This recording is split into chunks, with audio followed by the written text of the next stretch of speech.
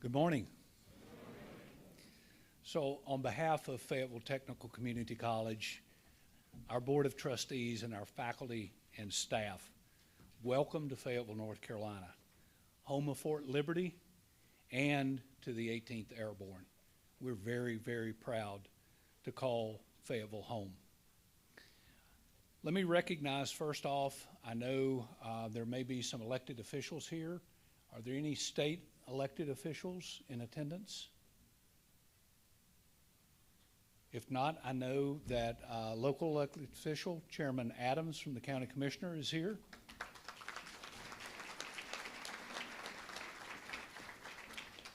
I don't think he's arrived yet, but our state board chair of the community college system, Mr. Tom Looney, is here. And we have 10 or 12 of our presidents from the North Carolina Community College System, the exceptional 58, if you would please stand.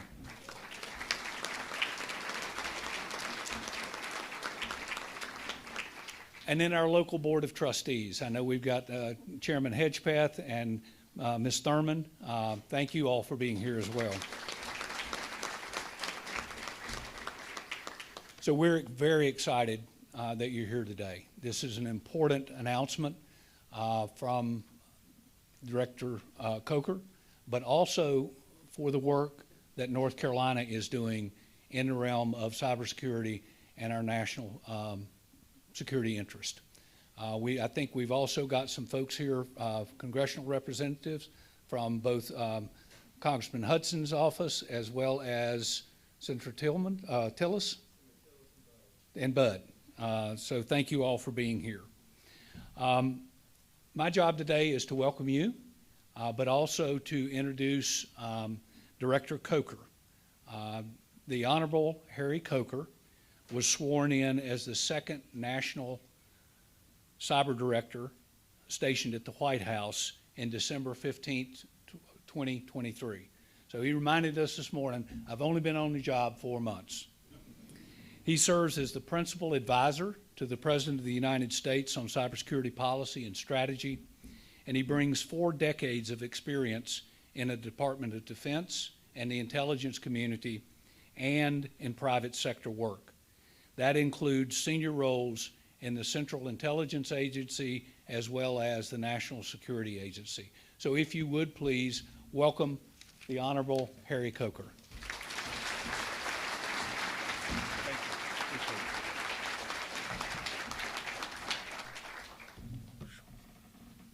Sure. Good morning. I'm excited to be here, so I appreciate the opportunity to be here in Fayetteville with you all. But let me begin by thanking our co-hosts, Fayetteville Technical Community College and Carolina Cyber Network, for arranging this important event.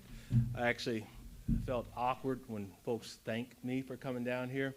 The gratitude is to you all for developing such a strong partnership and program that is producing qualified, stellar individuals, not just from a cybersecurity perspective, but from a leadership perspective. So thank you all, appreciate it. Dr. Sorrells, and your leadership and dedication to your students in this community is remarkable, appreciate it. And to the Carolina Cyber Network, co-executive director David Thompson, where is he? All right. Thank you for being a champion for North Carolina. When I first got this, I said for North Carolina State, but they said no, wrong, David Thompson. Okay. But on behalf of the Biden administration, I really am honored to be here today with my colleague, Deputy Director of Officer Personnel Management, Rob Shriver. Exceptional partnership, and I'm appreciative of that. I'm also pleased to be joined by Liz O'Brien, Executive Director of Hiring Our Heroes. Thanks for being here and thanks for what you do. And also my gratitude to Major General Tuley, Deputy Commanding General at Fort Liberty. Thank you for being here and for your leadership and for your service. We appreciate you. I'd also like to recognize North Carolina's Chief Risk Officer, Tori Crass. Tori, you here? Nope, okay. and then representatives from Senator Ted Budd's office and from Lieutenant Governor Mark Robbins' office. We appreciate you all. Then I especially want to welcome and thank the Blue Star families that are here with us today. Thank you. As you've heard, I've had the honor of serving as the National Cyber Director since December 2023. And this is my third trip outside of Washington, D.C., and I can tell you I'm always anxious to get outside of D.C. But each time I have visited a fantastic school in cities where the community has come together to connect those who want a career in cybersecurity with the training, the encouragement, and the jobs that they need. Just left a spectacular job fair that was here, and I could tell you that the employers there said they always look forward to coming to Fayetteville Tech, and now I know why. But I could not be happier than to be here today with partners from across this ecosystem, to include Carolina Cyber Network, and to be among so many members of the military and veterans community. I appreciate Dr. Sorrells just saying I had experience in the Department of Defense. I actually served 20 years in the United States Navy, HUA. And I am the son of veterans, a Navy spouse and a Navy chief, and I'm also a proud son-in-law of veterans, an Army veteran.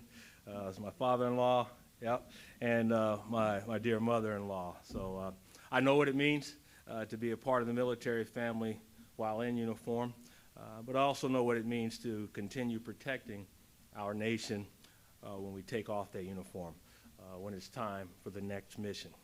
And as the National Cyber Director, I want to take a moment to share with you all why cybersecurity is so important to our national security. Today, we really are completely reliant on a digital backbone that facilitates everything from the power, the gas, and the water coming to our homes, to the systems that keep our roads, our bridges, airports, schools, hospitals, and businesses functioning, and to our soldiers at Fort Liberty, as well as those that are forward deployed. We're more connected, we're more efficient, and we're more empowered than at any point in human history. We are also more dependent on this technology than ever before. And with this connectivity and dependency comes the threat of an attack on that digital foundation. There's a lot that we need to do. There's a lot that we are doing to better protect our nation and its critical infrastructure in cyberspace. Throughout my years in the Navy and the intelligence community and the private sector, I've come to understand that everything comes down to people. And in cybersecurity, we need to find, hire, develop, empower, and inspire more people to help us fill the more than 500,000 open cybersecurity positions that exist in our nation today. And in North Carolina, I believe there's up to 18,000 open jobs in cybersecurity. Many of these jobs are in rural and suburban areas, not just cities. Many of these jobs do not require a four-year college degree. Many of these jobs, but not enough, allow us to work remotely. And all of these jobs are important to the security of our nation's critical infrastructure. And the only way we can defend the foundation of our modern way of life is to ensure that everyone has a pathway, should they choose, to a career in cybersecurity.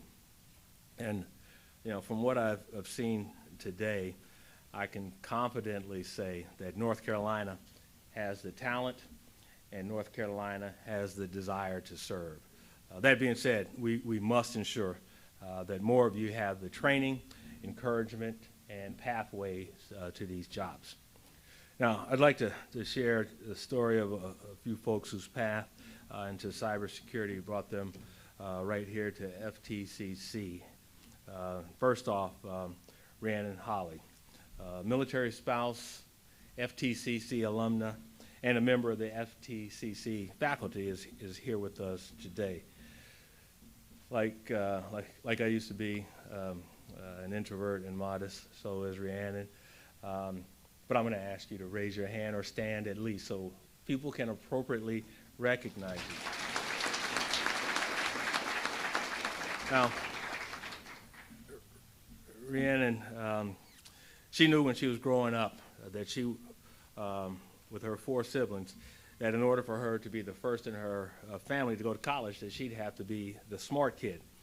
And her plan was to join the military. In particular, what service? Navy, sir. I couldn't hear you. Navy. All right, that was the plan. Then along comes Marcus. Together, they put aside that plan when they got married, and Marcus was a proud soldier. 3 months after their first son was born, Marcus deployed, and then 4 years later, Rhiannon was raising 2 boys and eventually came to understand that she wanted to do more. She was able to get into PCs and IT and eventually into cyber, mainly through her own curiosity. And she started by taking just 1 class at a time at FTCC. And while she spent time taking care of her husband, who had come back injured from Afghanistan, she started working here at FTCC as an administrative secretary.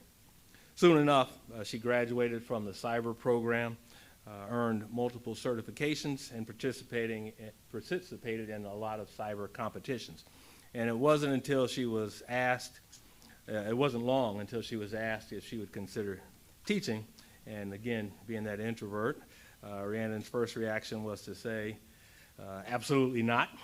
But good mentors here at FTCC encouraged her, and that's leadership.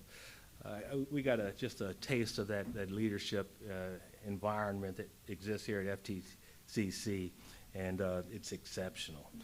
But today, Rhiannon is a part of that leadership environment, and she is the the department chair of the cyber program here, and her husband also works here at FTCC, a power couple amongst us.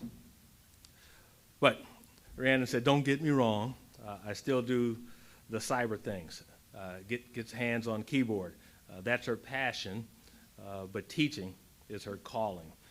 Rhiannon, you exemplify not only why and how military spouses are amazing, resilient people, but your story demonstrates how we can find our purpose with some curiosity and tenacity. Thank you for forging a path into cybersecurity, and thank you for paving that path for many to follow. It was inspiring to hear students this morning talk about how you have inspired them to achieve more. Thank you. To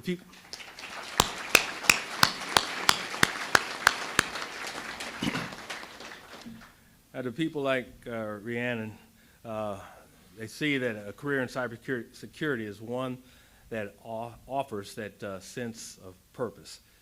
And whether you work in government, in the private sector, or in academia, you are helping secure our nation. And you could do that with a good paying job, too. I also appreciate this may be particularly helpful to military spouses, because I know from personal experience that you're often picking up and moving to a new city. Many of the jobs in cybersecurity can be done remotely, potentially making them ideal for our family's needs. So a career in cyber is a good fit for veterans and military spouses. And at the same time, employers are coming to understand that veterans and military spouses can be fantastic employees, leaders, and members of their team. They are mission-driven, service-oriented, and highly disciplined. They are leaders and good teammates. And like another VIP that is here with us today, Ronnie Hutchins, please.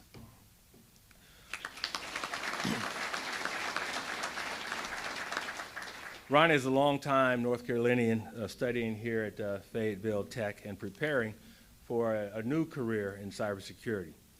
Ronnie served 20 years in the Army as a chief warrant officer and a Black Hawk helicopter test pilot. After his service in uniform, Ronnie continued to protect his community in a law enforcement capacity. He worked his way up from conducting patrols at the Fayetteville Police Department to becoming one of the East Coast's leading detectives combating human trafficking. Thanks, Ronnie, for taking on another important task. He's also someone that understands what it means to serve, protect, and defend. He doesn't just understand it, he's lived it. And now Ronnie is gaining his security certifications and looking to continue in his next tour of service to contribute to the safety and security of his community in cybersecurity.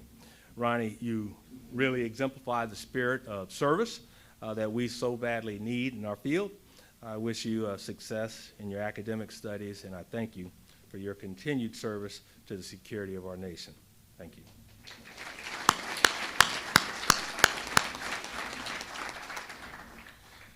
And to the veterans who've been trained in IT while you were in service, whenever you decide to conclude your military service, we're asking that you consider continuing to serve your country by pursuing a career in cybersecurity. Deputy Director Shriver and his colleagues at the Office of Personnel Management, along with partners at the Veterans Administration, Department of Labor, and other agencies, are working hard to bring veterans and military spouses into the federal government. And we applaud those efforts, and we're grateful for those. But also want you all to understand that you can also protect our nation when you provide your skills to state and local governments, schools, hospital, transportation companies, and airports. Whether you serve in the public or private sector, a career in cybersecurity can put you on the front lines of protecting our way of life. Now, to those veterans and military spouses who have not had a career or even considered a career in cyber, today I'm asking you to consider such a role. And here's how you can forge your path. Consider an apprenticeship. We love apprenticeships because you can earn money while you're getting hands-on learning in a dynamic and growing field. 3 of the 149 apprentice programs in North Carolina employ more than 100 veteran apprentices at places like the Fort Liberty Education Center, Pike Electric LLC, and the North Carolina National Guard. Now, consider those. But also want you to know that the Biden-Harris administration is committed to expanding apprenticeships. Just a few weeks ago, as a matter of fact, the Department of Labor announced an additional $200 million in grants for states and organizations, $200 million. These grants expand access to training and career preparation. Another pathway into cyber, consider getting a certification or a 2- or a 4-year degree. I know the college presidents here today would love to have you. I also know that many private sector companies offer training as well. We met a number in the previous career fair. We talked to some of those companies, and they are enthusiastic about meeting you all. Then I also want to make sure that the non-veterans hear me too. It really will take all of us to build the cyber workforce that this nation needs. To the students here and in colleges and schools across the state, we need you as well. Then I want to acknowledge that the state of North Carolina is doing great things to build a skilled cyber workforce. So many of you here with the Carolina Cyber Network understand that we need to meet people where they are in their lives, in their careers, perhaps in their transition out of the military. We need to meet them where they are and help them to get the skills that they need to succeed. Academic institutions, industry leaders, government officials, and civil society representatives are breaking down barriers to expand the cyber workforce and strengthen the cyber resiliency of their communities. For example, the North Carolina Partnership for Cybersecurity Excellence and the Carolina Cyber Network have worked together to create cyber communities that are greater than the sum of their parts. The partnership between Fayetteville Technical Community College, also part of the CCN, serves as a beacon, creating a robust ecosystem that helps expand opportunities for all students. Especially impressive is the support for military spouses and upskilling and reskilling of transitioning veterans in the cyber workforce here in the state and across the country. Those of us in Washington want to ensure we are investing in North Carolina's success. The President's Investing in America agenda has delivered for North Carolina, especially when it comes to our digital infrastructure and security. Of the $6.6 billion in the bipartisan infrastructure law, funding headed to the Tar Heel State, $6.6 billion, North Carolina has received $1.5 billion to help provide high-speed internet access across the state. Over $27 million has been awarded to North Carolina institutions serving minority and tribal communities through the Connecting Minority Communities pilot program. Fayetteville State, which is joining us here today, received $4.9 million through this program. Additionally, $10.8 million has been awarded through the state and local cybersecurity grant program to address cybersecurity risks and threats to information systems in the state of North Carolina. We're with you, and we need you. Now, filling the hundreds of thousands of cyber jobs in this nation will require unprecedented coordination across the public and private sectors, employers, academia, and more. Over the course of the last year, many organizations have proactively stepped up to help veterans and military spouses. To name just a few, the Department of Veterans Affairs has announced a cybersecurity apprenticeship program for veterans.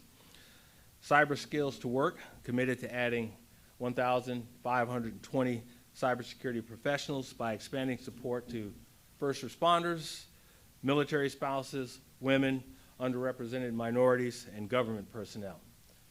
ICS Village, Sands Institute, Siemens Energy, and their partners plan to launch a registered apprenticeship focused on veterans and transitioning military. And Task Force Movement, or TFM, a nonprofit serving veterans, is committed to funding 50 award recipients to pursue quality certification courses. Today, in North Carolina, I'm pleased to announce new commitments that will benefit veteran and military communities and the broader cybersecurity ecosystem. Offensive Security is donating $1 million in scholarships to bring more people into the cyber workforce. Rapid Strategy, a company headquartered in North Carolina, is committing to work through the Skill Bridge program and local universities to hire a diverse array of North Carolinians.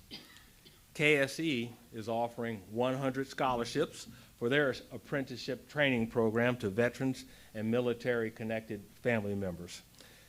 Deloitte is expanding its Waypoint program by 20% this year, enabling 65 veterans to learn more about cyber and other high-tech jobs. Pearson is committing to opening their entry-level cyber training and testing at all North Carolina testing centers for free. ISC 2 will provide a minimum of 25,000 military members with their foundational certification in cybersecurity exam and training for free. And Amazon is working to provide their AWS Academy program certification in AI to students right here at FTCC. These partners and so many others are vital to our success, a topic that I know Liz will talk more about in a bit. But let me close with a reminder of the importance of our mission. We defend cyberspace not because it's some distant terrain on which we battle our adversaries. We defend cyberspace because it is interwoven into nearly every aspect of our lives, because it underpins the critical systems that enable us to work, live, and play, because it is a matter of national security. We need all of you to join us so that all Americans can benefit from the enormous potential of our interconnected future. I look forward to continuing to learn from you all. I look forward to continuing to work with you all. And I look forward to continuing to stand beside you in defending our great nation. Thank you.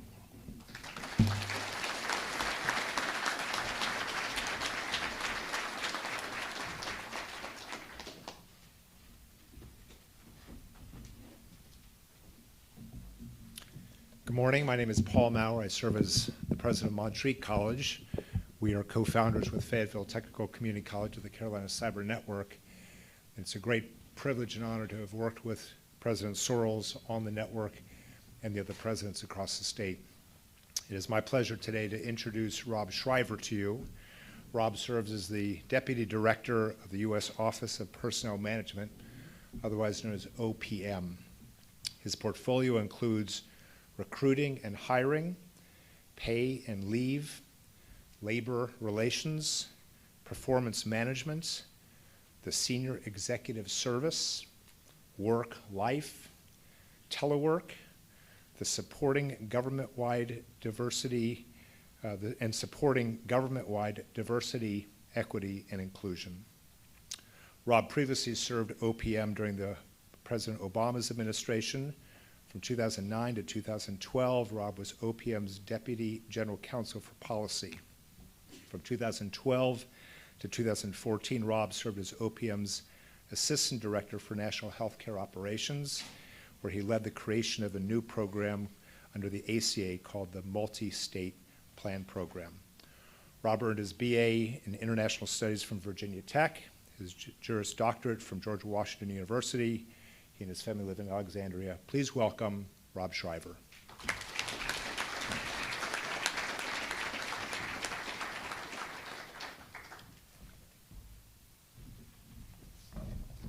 Thanks so much for that introduction, Paul. It really is great to be here in Fayetteville. Like Director Coker, I enjoy the opportunity to get out of D.C.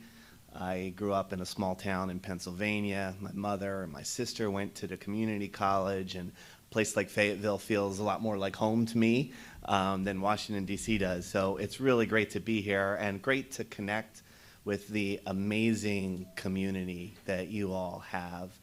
It is quite inspirational and makes me energetic to get back and continue the hard work that we're doing day in and day out to help connect all of you to the federal government and to federal jobs. I want to thank President Sorrells, the Carolina Cyber Network, for bringing us together. Of course, the Fayetteville Technical Community College for hosting us today. And I want to thank National Cyber Director Coker for the invitation to join you and for our strong partnership. To Major General Tuley, Director Coker, every other active service member, reservist, veteran, military spouse, connected family member who's joining us today, thank you, thank you, thank you. You, of course, serve America wherever that call leads. You know how deployments impact your families, your friendships, your careers, your finances. And we know that juggling it all means that you are more than tested. You are proven and ready to go. And that's exactly why organizations like Hiring Our Heroes are so critical. What Liz O'Brien and her team do every day is connect all of you incredible leaders with meaningful work. And so I'm really pleased to be able to join Liz here today as well. To that end, I want to say just a few things. I want to start by saying we see you, we need you, and we want you on our team. And we're working hard to make sure that the federal government is the employer of choice for you, for military-connected families and caregivers. And I'm really proud to say that just a few weeks ago, OPM and OMB released what is the first ever government-wide strategic plan for military-connected families. That plan tackles employment barriers and expands opportunities for military-connected spouses, caregivers, and survivors. The federal government really is the place where people who have served in uniform can continue to serve Americans as a civilian. And it's where people whose loved ones served can make their own impact on their community and their country. My agency, OPM, it's like HR for the federal government. So you heard the long list of things that we do at OPM, all that HR stuff. I liked walking around with Director Coker today and telling folks that we're trying to help him get all the cyber talent he needs into the federal government, and just echoing his point as well, that serving in state and local governments and all those other places he mentioned, how important it is. I look at the little ones here. There's going to be cyber jobs for you when you're ready to go. You may start recruiting you now. I'm not sure about that. What we do at OPM every day is try to make the hiring process better, try to make sure that federal workers are getting the training that they're needing, trying to administer big programs like health insurance and retirement services. And we make sure to the maximum extent we can that federal employees have competitive pay, great benefits, flexible work schedules, and really so much more. So a big part of my role is just making sure that talent, like the folks we met today, understand the opportunities that the federal government offers.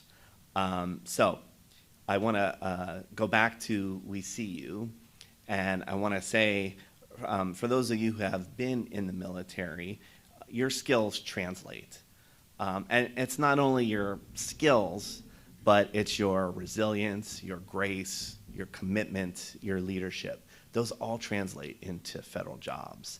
And so what we want to do is try to help the White House, agencies, everybody across the federal government tap into this incredible pool of talent that you offer. And we want to try to make it easier for you, for military-connected family members, to work in the federal government.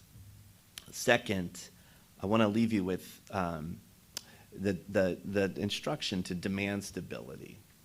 You should demand stability for yourselves and your families. Your career shouldn't come at the expense of a balance of your personal time, of your family time.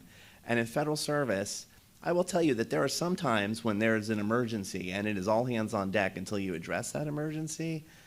But other than that, you do have more of that balance. You're able to balance your family. You're able to go to your kids' baseball games. These are all things that are really important in the federal government. And then the third thing, I'm just going to keep saying that we want you on our team because we really, really do. In recent years, nearly 30% of onboarded federal employees were veterans. So like if you look at the whole 2.2 million people in the federal workforce, 30% are veterans. The hiring is a little bit lagging behind that. About 20% of the new hires are veterans. So we're looking for ways to boost the hiring of veterans and military spouses and military-connected family members. And again, we don't have the best data on that, so that's something we're working on too. How many military spouses do we have? You know, there's a special streamlined hiring authority for military spouses, and we're not sure that that's being used as much as it could be used, and that's part of this strategic plan. Okay, so let me just talk a little bit more about working in the federal government, because there's maybe a common misperception that federal jobs are like just bureaucratic desk jobs, and you can think about an image of a desk piled high with manila folders and red tape and a dial-up internet connection that's beeping somewhere like it's 1997 all over again, right? But that's actually completely wrong, and I'm here to tell you that. And I'm here to tell you that in the federal government, there literally is a version of every dream job you can think of in the federal government. Every single one, there's a version of that. Federal employees work on some of the most exciting and critical challenges of our time. They're working to 3D print a human heart. They're exploring the depths of our universe. And of course, they're keeping us safe from threats in cyberspace. And they are coming fast and furious every day more complex than the past. The cyber challenges are real, and we need talented people to address those. I can tell you that back in 2015, my agency, OPM, was hit by a major data breach. There were more than 22 million records that were compromised. And I didn't work at OPM at that time, but I can tell you that that kind of attack leaves a mark on an organization. And now that I'm the deputy director, these are the things that keep me up at night, making sure that we've got all of the tools in place and the people in place to make sure that doesn't happen again. Of course, we've also now entered a new, exciting, and potentially dicey moment because artificial intelligence is here. It's here to stay, and it's growing ever more powerful each day. It can do like everything, it seems, from streamlining data analysis to faking Drake songs. And that's really the challenge, right? For all of AI's promise, there's still risks and pitfalls. And so, this audience, I met several of you today. It's very savvy, and you all know that AI isn't here to replace us. But as more tasks become automated and AI makes its way more into the workplace, there's going to be new roles that emerge, right? And so, that means that we need to reskill, we need to upskill, we need to train our workforce so that we can not be afraid of, but actually take advantage of the most advanced technology. And it really means, as Director Coker said, that we need the people. We need good people like you in all of these different places to bring your skills and talents and your power to the cause. All that said, you're probably saying to yourself, if you've tried to apply for a federal job, you might be saying to yourself, that process is kind of rough, Rob. It kind of feels like you apply and it goes into a black hole and it's confusing and it's cumbersome. I've heard a lot about that. And all I can do is promise you that we're working hard to make it easier.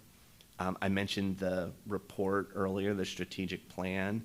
That's a big deal because it actually is the first time that there's a government-wide roadmap for agencies to recruit, hire, and retain military-connected spouses and family members. And there are ways to increase transparency and accountability. And there's so much more. We're going to be doing something later this spring to improve pathways into federal service for people who create programs like those here at Fayetteville Technical Community College to get you into federal government so that your skills can be used to help protect the country. I might be biased, but we think that we offer a great proposition in the federal government for anyone exploring career moves. As I mentioned, you should demand that stability from your employer, and with the federal government, you'll get it. If you want to have kids, we have great paid parental leave. If you want to talk benefits, we're really second to none. We manage the largest health insurance program in the world, the largest group health insurance program in the world. Any health insurance carrier, basically, that you can think of participates in that program, and the government usually covers up to about 3/4 of the premium costs for your health insurance. If you've got student loans, agencies, many will pay up to $10,000 a year or up to $60,000 total to help pay down those loans. We have paid leave in the federal government. People start with 13 paid vacation days, and the longer you're in, the more it grows. There's paid sick leave, as I mentioned, paid parental leave. So that's a great benefit, too. And there's a lot of transparency in the way federal careers progress. There's a very transparent pay schedule, for example.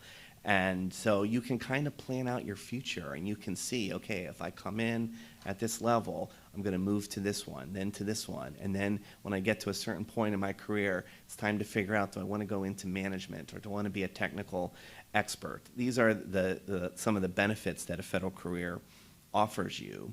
And you can also kind of come in and leave and go do something else and then come back in again. We've made it easier for that. So all of that is to say that we really want you on our team. And I know a lot of people hear about these benefits and maybe think they sound great, but they don't want to move to DC, or they don't think they have the right degree for the job. Well, let me just tell you this. 4 out of every 5 federal jobs are actually outside of Washington, D.C. Like the vast majority of federal jobs are out in the country, and they are in every community, just like here in Fayetteville. And federal employees are your friends and neighbors all across the country. And if you're not seeing an opening that you want that's close to where you live, you know, there is a growing number of remote work jobs, especially in technical fields in the government. And with telework options, there's good opportunities to balance working at home and working in the office week to week. You can look for jobs that allow that. You can look for remote work jobs on our website, usajobs.gov. You can filter by remote jobs. And so I know that that authority, that ability has been particularly helpful for military spouses, because you can get the job in the federal government that you love. And as new deployments happen and your family maybe moves around the country, if it's a remote job, you can keep doing that job that you love. And let me just take a minute to talk about college degrees. So obviously, we continue to value education and degrees in the federal government, but we also know that a four-year degree is not for everybody, and it's not the only place that you get the kind of skills that you need to be a successful Fed.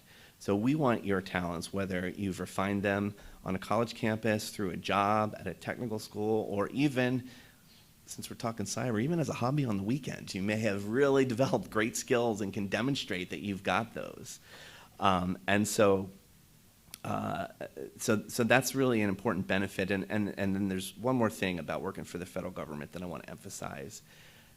Working in a federal agency really allows you to be your authentic self on the job.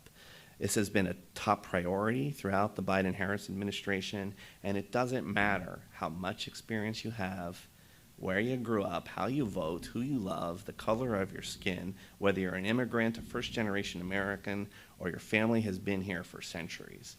All that matters is that you care. You care about helping the government better serve the American people, and you work hard and apply the skills you have to do the job every day. And if that's for you, there's no better place to make an impact in our country than working for a federal agency. So let me just close with this. We live in a complicated world. We all see the news. We know the stakes.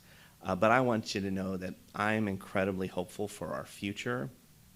I kind of get to see the inner workings every day within the government. And we are always having fresh faces with new ideas who come in and sign up to tackle our biggest challenges. I'm in meetings with people trying to get access to the reproductive and mental health care that Americans deserve. I was just part of the team that prohibited the use of prior salary history in setting pay for federal employees. So that means that you can take a job today that maybe you love and you're excited about, and it doesn't pay that great, and you're not going to have your salary artificially depressed then when you try to come into the federal government. You're going to get a salary that's based on the skills you have, not on the salary that you may have earned at a previous job. So I'm seeing progress all around, and the time that I've had with the students here today, with the businesses and everybody else has just validated that feeling all the more. And let me just, one more thing about our military members, their spouses, family members. We know what it means to sacrifice, and that we appreciate that you do it every day. So when it comes to that mission-driven work that maybe led you to enlist in the first place, no other employer can offer you that impact that you'll have in the federal service. So if you're interested, take a look at that usajobs.gov website. You can look for the military spouse hiring path. There's information for veterans. There's information for recent graduates, all that stuff on usajobs.gov. And when you do, remember the three things I tried to leave you with. You're powerful, you deserve that stability, and again, we want you on our team. Thanks very much, everybody.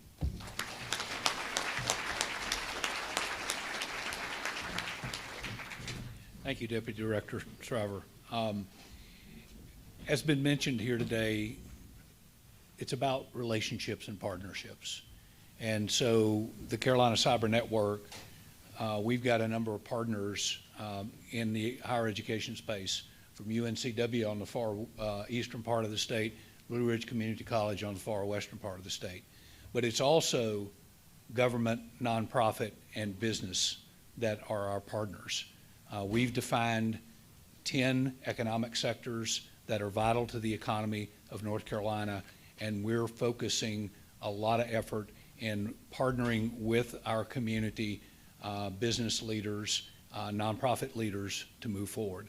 One of those nonprofits that we partner with here at Fayetteville Tech is Hiring Our Heroes. Elizabeth O'Brien is the executive director of Hiring Our Heroes.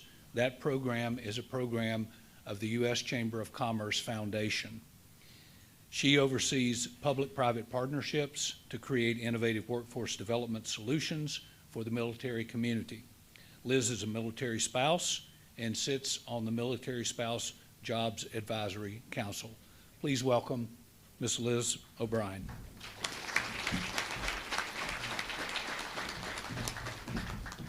Thank you, Dr. Sorrells, and thank you for opening your doors today and allowing us to interact with your students. I have to tell you, it has been a very moving morning. And so Director Coker, Deputy Director Shriver, Major General Tuley, honored to be alongside you as we have an opportunity to interact and hear stories and have those shared experiences.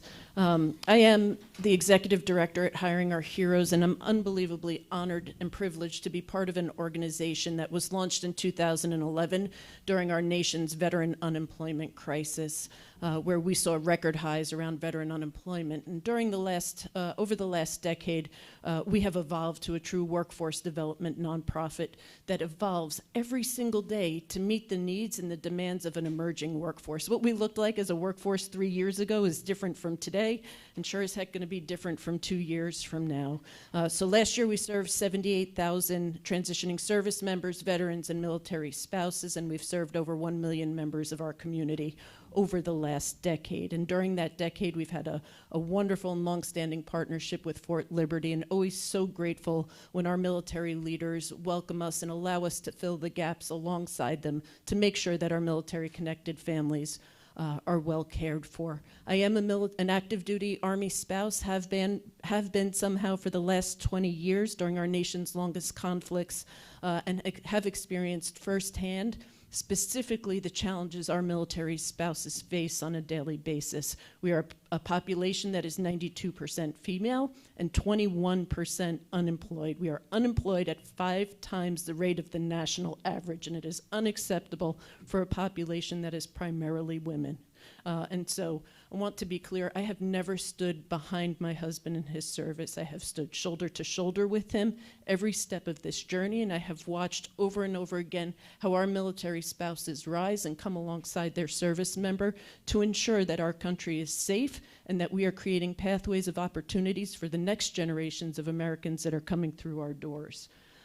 At Hiring Our Heroes, a major part of our effort is to continuing to evolve to meet the demands of the emerging workforce, and certainly for us, cyber is part of that population. We are taking traditional methods of talent pipelining and throwing them out the door. Traditional methods no longer work, and we know it's no longer sufficient to keep pace with the rapidly evolving workforce that's out there around technology. And to expand into the cyber workforce, and enhance skills and put people into the workforce as quickly as possible, because we need dual income and we need transitioning service members to be able to go to work in a truncated timeline. We continue to adapt those pathways to accelerate curriculum and skills development. And we have done just that through our corporate fellowship program and our skills-based fellowship, hand in hand with CMTO's office and Mike Miller, who's here today, around SkillBridge, and we have evolved that program. When we first launched, we put 75 transitioning service members through for SkillBridge, and today we'll put over 3,000 people through in the next year. And part of that evolution has included evolving and launching our skills-based fellowship to ensure that we meet the demands around cyber and tech. And we launched that first fellowship in January, and we have 130 candidates that went through, are currently in it. 54 of them have opted into a cyber pathway, and of the 54, 38 of them are either E4 or E5. Everybody has a secret, a TSCI, or a poly, right? And so you are valuable to the workforce that you are entering.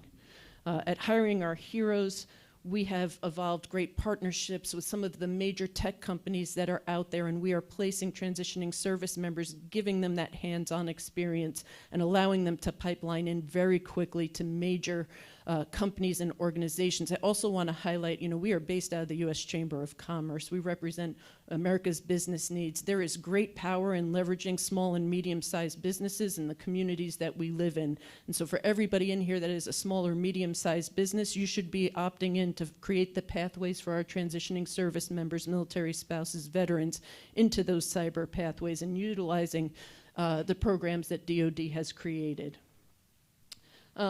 We are also working hand in hand with the Department of Defense to create permeability. So how do you transition out from the military? We catch you at hiring our heroes, hand you back off into DoD, and then allow you to come back out and go into corporate America and create this loop where you continue to progress and to get better every single day and take that knowledge back and make the organizations more powerful that you go to and share information. And so in the face of that rapid technological advancement that happens every day, it's crucial for both companies and government agencies to embrace those innovative approaches, to be uncomfortable around how we meet talent development, especially around cyber. And we have to continue to look within and reimagine every step of the way. Untapped potential of existing workers is also extremely important as we look to fill our cyber pipelines. And we know new training approaches are proving to be effective in helping public and private sector leaders rethink those strategies for sourcing talent. The recent cybersecurity apprenticeship sprint led by the Biden-Harris administration is a prime example, having facilitated the hiring over 7,000 apprentices in the field while also increasing racial and gender diversity. The executive order that was dropped down here at Fort Liberty last June, yes, so excited, in support of military spouses with some of the most inclusive language that we have seen to date around our military-connected families, has resulted in great strides, right? We heard Mr. Shriver, Deputy Director Shriver speak earlier about the new initiatives at OPM as a result of that executive order. At Hiring Our Heroes, we responded in kind with our great partners at Blue Star Families to launch 4+1 in support of that executive order to make sure our companies and organizations are providing military spouses either with flexible work, remote work, PCS leave, and then making sure they opt into take on a military spouse through the Department of Defense's MSCAP program, where we will pay for a military spouse to go into your company for 3 months. We're absorbing that cost through the Department of Defense and putting military spouses right into that pipeline. It's resulted with an 85% hiring rate over the first year. We placed over 400 military spouses. And so as we move forward, it's heartening, it's inspiring. We can never take our foot off the gas around continuing to move forward, especially around cyber. These are the jobs that will continue to defend our country and ensure the stability of our military families. And the question remains, how do we inspire the rest of the country? And I know that the culture you are creating right here at FTCC is something that I will take as we go state to state and organization to organization, because I believe strongly if you want to change the world, it starts in the communities and the homes that we live in, and allow folks to implement those strategies. You know, a lifetime ago, I coached college basketball at West Point, and I mentioned earlier I'm a military spouse, and at some point, the Army thought it would be fun for us to move 7 times in 9 years, so that career became not sustainable. But every day when I would walk into the gym, and Natalie, who's over there, she'd walk into that gym too. You can't hide. There was a monument outside with a quote from MacArthur around the fields of friendly strife. On the fields of friendly strife are sown the seeds that on other days, on other fields, will bear the fruits of victory. And I was thinking about it this morning as I was listening to your stories, because you take that from sports and the competition that you face there. And at some point I thought, holy smokes, I am recruiting young women to play basketball at West Point, and then they're going to go fight our nation's battle, right? Like at some point I thought, wow, this is a heavy load, right, that we're asking families to do. And as I was listening to your stories, you were that next iteration of those friendly strife that occurred, right? You went out and fought our nation's battles. You stood alongside our service members. We are a nation of resilient people, right? Less than 1% that serve, and your stories are so special and so inspiring. And to hear how the FTCC community and professors have wrapped their arms around you to ensure success, staying alongside with you side by side, Dr. Sorrells, it is inspiring. It is motivating, it is caring, and I think about the pathways that we create just by interacting with one another. And so for those stories that I heard this morning, I commend you on your resiliency, your toughness, your grit. I am so proud and honored to be part of your community. You leave me inspired. And so for folks that are in the room today, I encourage you to pursue cyber, continue to serve, continue to defend, and continue to remain part of America's varsity team. Thank you.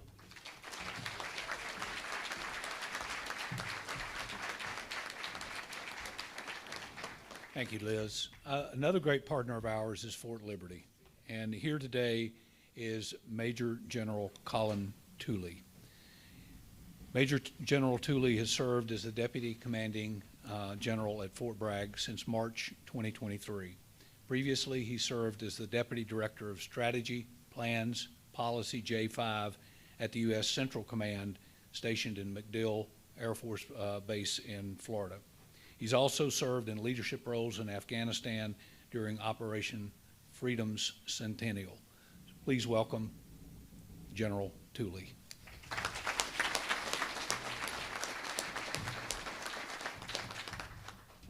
All right, so that's not going to hold up here.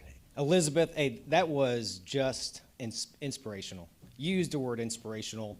I'm sitting over there getting like chills listening to you. Seriously, so thank you for what you do, and it just so matters. So it's almost lunch. I'm your last speaker. Now the bad news. I brought up a bottle of water. I am completely going off script. Paperwork's over there, and I'm not hungry. Hey, so these are some tough acts to follow, and my hat's off to all the speakers and the folks here today. And sir, great to have you down here from the White House. But I'll probably just leave you with a couple things to think about, because I got to listen. Now for me, I look at I had the benefit. I got to listen to all of them speak, and if you actually listened, you could kind of see the threads that went throughout: people, partnership, integration. Okay. We talk about people. Elizabeth did it very well. I mean, I try to follow that act because I'm a very biased soul when it comes to our spouses and to our dependents and our kiddos. And I told the group upstairs, spouses, it's kind of like you volunteer for the military. You kind of get a choice, but it's volunteer-ish, right? So you kind of sign up for it. The kiddos, they are completely drafted. They get zero choice of what, they don't get a choice in it.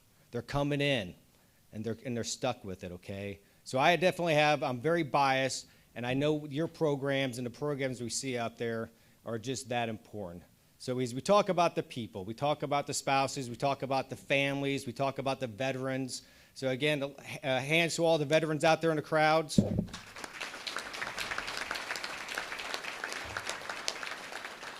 For me, I don't care if you serve 1 day, serve 2 days, serve 5 years, 20 years.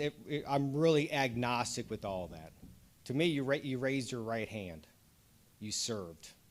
You came in and you served. And for a lot of the folks, we got to hear the stories upstairs, they actually rose their right hand while we were at war, while we were in conflict, when the likelihood of deploying into harm's way was yes.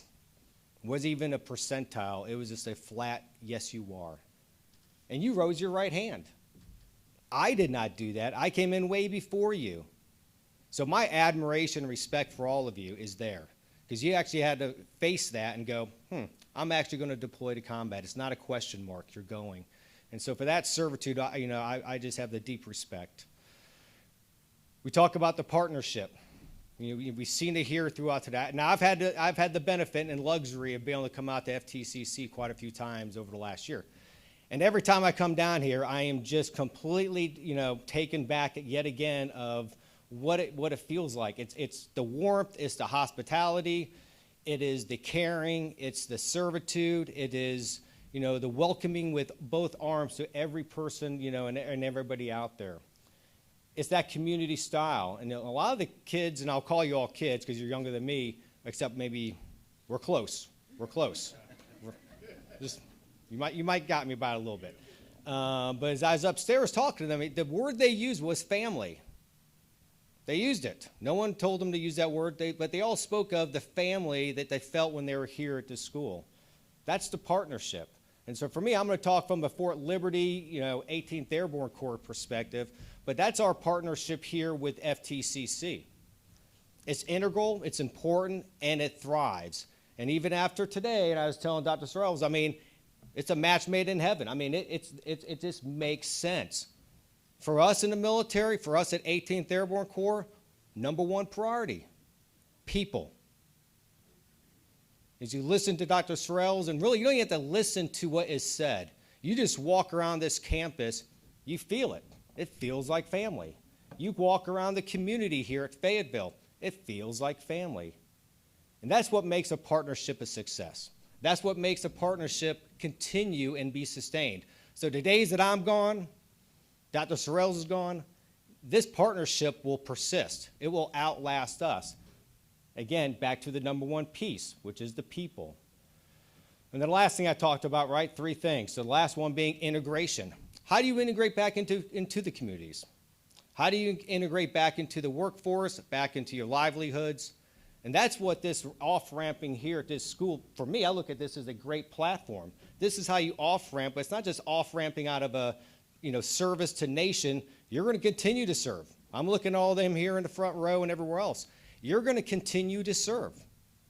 You might not be in the same uniform I am anymore, but you're going to continue to serve, especially as we talk about the cybersecurity workforce. That is servitude. That's what it's all about. You're defending a nation. You might not be on the job title that you go into, but that's what you're doing. You're serving your nation in that capacity. So how do we best integrate through? And you listen to Elizabeth, I'm going to keep on going back to you because you pretty much hit it out of the park. But hiring our heroes, what a platform. And she and I had a chance to talk right before this whole thing in this venue. And we talked about, again, the spouses. How do we integrate the spouses? How often do spouses move? How often do the kiddos move? And then I go back and I'll just end it with people again. And again, I've told you up front, I'm biased.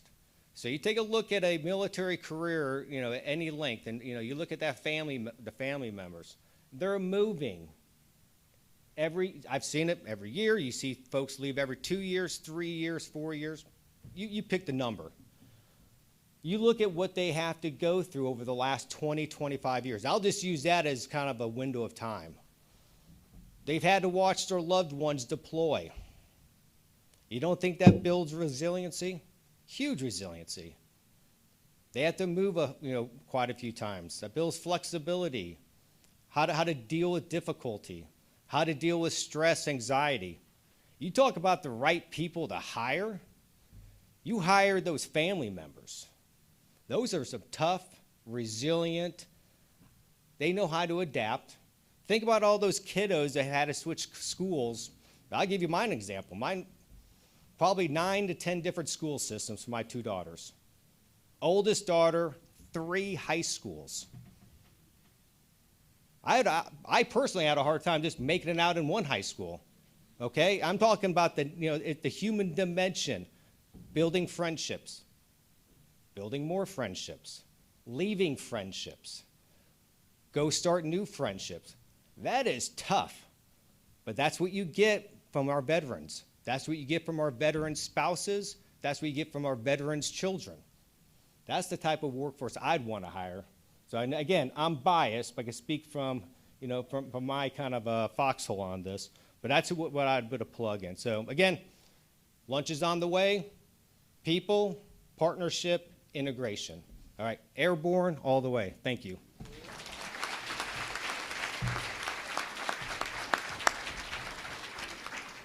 So thank you all for being here today. We really appreciate your participation in this very important conversation as we work to create greater resiliency in our state, in our nation, to protect our national interest. So I know we've got a number of students here. We're going to take a short break, but then we've got the career fair still going. Thank you to our employers for pivoting quickly and being present today. There are students here. Then students, please go see and talk to those employers. And any of you adults that are interested in cybersecurity, working with the federal government, we encourage you to go out and have that conversation with them.